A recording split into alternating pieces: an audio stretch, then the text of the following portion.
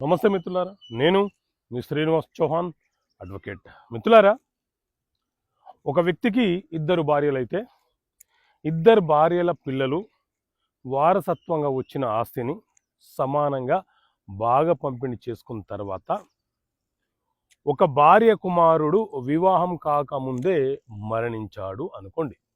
అప్పుడు అతని వాటా ఆస్తి ఏదైతే ఉందో అది ఎవరికి దక్కే అవకాశం ఉంటుంది. సో మిత్రులారా, మన దేశంలో హిందూ వారసత్వపు చట్టం 1956 అమలు ఉన్నటువంటి చట్టం. ఈ చట్టంలో ఒక సిద్ధాంతం, ఒక ప్రిన్సిపల్ ఏముంటుంది అని అంటే ఫుల్ బ్లడ్ ఆఫ్ బ్లడ్ అనే సిద్ధాంతం ఉంటుంది. ఫుల్ బ్లడ్ అంటే ఏంటి అని అంటే తల్లిదండ్రులకు జన్మించిన పిల్లలను ఫుల్ బ్లడ్ అని అంటారు.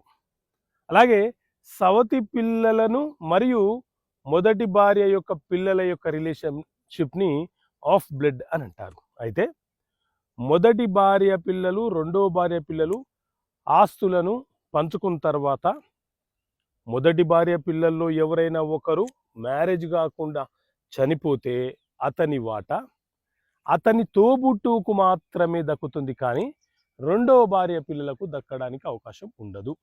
అదే రెండో భార్య పిల్లలో ఎవరైనా సరే పంచుకున్న తర్వాత వివాహం కాకుండా మరణిస్తే వారి వాటా కూడా రెండో భార్య పిల్లలకు మాత్రమే